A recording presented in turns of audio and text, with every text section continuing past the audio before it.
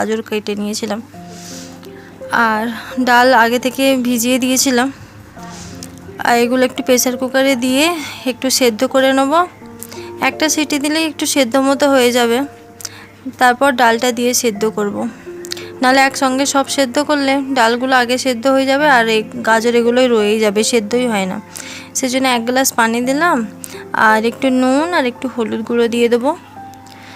আর তারপর আমি যখন একটু ভালো করে রান্না করব তখন সব মশলা দিয়েই রান্না করব। আমি যখন সবজি ডাল করি না, যেরকম মাংসতে মশলা দিয়ে একটু কষি সেরকমভাবেই রান্না করি, খুবই সুন্দর হয় রান্নাটা।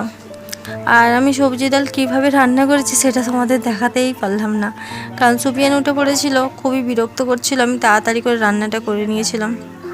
অন্য একদিন দেখাবো তোমাদের রেসিপিটা আমি কিভাবে রান্না করি। আর তোমরা কিভাবে রান্না করো প্লিজ আমাকে একটু জানিও কমেন্ট করে। রাতের বেলা আর কিছু বানাবো না, ডালটাই বানাচ্ছি। আর একটু রাত হয়ে গেলে 7টার সময় ভাতটা বসিয়ে দেবো, কারণ ভাতটা একটু রাত করে করি গরম গরম খাওয়ার জন্য। আর দুপুরের মাংস আছে, তো আর কিছু বানাতে হবে না। ডালটা হলে বাচ্চাদের খেতে একটু সুবিধা হয়, সেই জন্য না আমি ডালে বেশি ঝালও দিই না। অনেকজনকে দেখেছি ডালে শুকনো লঙ্কা দিয়ে ফোড়ন দেয়, আমি কোনো দিন দিই না, কারণ বাচ্চাদের খেতে অসুবিধা হয়। এই দেখো এদিকে সুফিয়ান উঠে পড়েছে, উঠে পড়ে ওর কাজে লেগে গেছে। তো আমি ওর কাজে কোনো দিন বাধা দিইনি, কারণ ওর কাজে বাধা দিলে ও আবার আমার কাজে বাধা দেয়। সেই জন্য ভাবলাম ও এই কাজগুলো করছে করুক। পরিষ্কার ঘরে ও একটু আবার বেশি করে পরিষ্কার করতে ও একটু বেশি ভালোবাসে। ও আমার সাথে খেলছিল বাইপারটা নিয়ে। ওর মুডটা এখন খুব ভালো আছে। ওর মুডটা আমি কখন কীরকম থাকে বুঝতেই পারি না। কখনো নিজে নিজে উঠে পড়লে মুড ভালো থাকে, আবার কখনো আমাকে না দেখতে পেলে, যদি ওর কাউকে নাই দেখতে পাই, ও খুব কান্না করে ঘুম থেকে উঠে, তখন আবার ওর মুডটা একটু বেশিই খারাপ হয়ে যায়। তখন আবার আমার একটু কোলে করেই থাকে বেশি। বাইপারটাকে নিয়ে গোটা ঘরে এদিক ওদিক করছে ওর ওগুলোই ভালো লাগে করতে। বাইরে কাপড়গুলো শুকাচ্ছিল, ভাবলাম কাপড়গুলো তুলে নিই। ডালটা হয়ে গেছে। তো আমাদের নিচের ফ্ল্যাট, তো নিচের ফ্ল্যাটে কোথায় কাপড় শুকো দেবো, সেই জন্য ওখানেই কাপড় শুকো দিই। যারা উপরের ফ্ল্যাট কিনেছে তাদের সঙ্গে মানে তারা ছাদটা পেয়েছে, আমরা ছাদ পাইনি। আর আমার কোনো অসুবিধা হয় না, আমার সারাদিন ওখানেই কাপড় শুকো দিই, ওখানেই শুকিয়ে যায়, মেশিনে শুকিয়ে নিই। তারপর ভাবলাম কি করব, স্বামী হলে চলে এসেছিলো।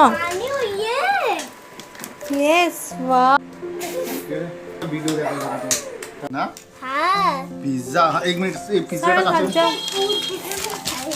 হ্যাঁ Sufiyan pizza. Tata tata bye bye Sufiyan tata করে দাও, টাটা। टाटा बाय बाय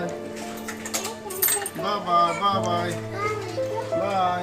এবার দেখো ওর এত কান্না পাচ্ছে, ওর আব্বা চলে যেতে বেশ ভালো করে দাঁড়িয়ে দাঁড়িয়ে টাটা করে দিল। তারপর ওকে আমি থামিয়ে মায়ের কাছে দিয়ে দিলাম। ও কার্টুন দেখছিল, আমি ভাবলাম সামিলকে একটু পড়িয়ে দিই, না হলে আর পড়া হবে না, আবার খাবার টাইম হয়ে যাবে।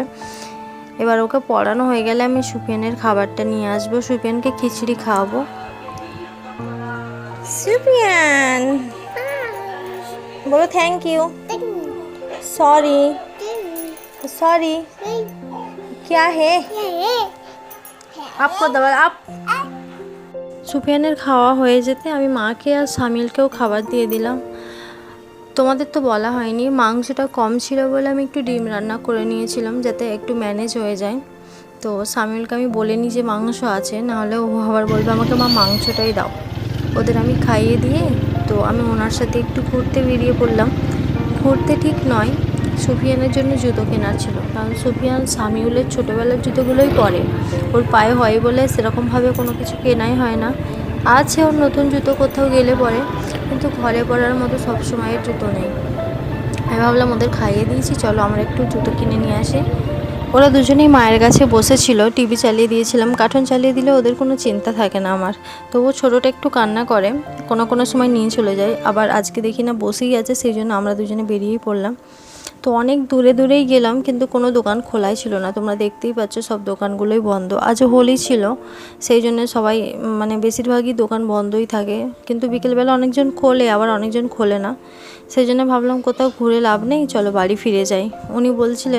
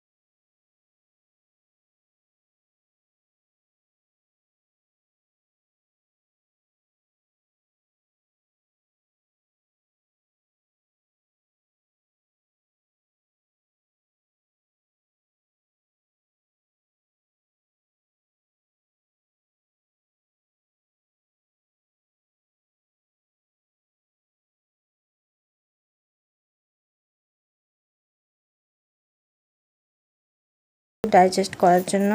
আমরা এরকম প্রায় রাতের বেলা বেরিয়ে পড়ি খাওয়া দাওয়া করে, নাহলে একটু শরীরটা খারাপ মতো লাগে, একটু হেঁটে আসলে না শরীরটা একটু হালকা লাগে। তো আমার ভিডিও তোমাদের কেমন লাগলো বন্ধুরা একটু প্লিজ কমেন্ট করে জানিও, আর লাইক করো, শেয়ার করো। Thank you.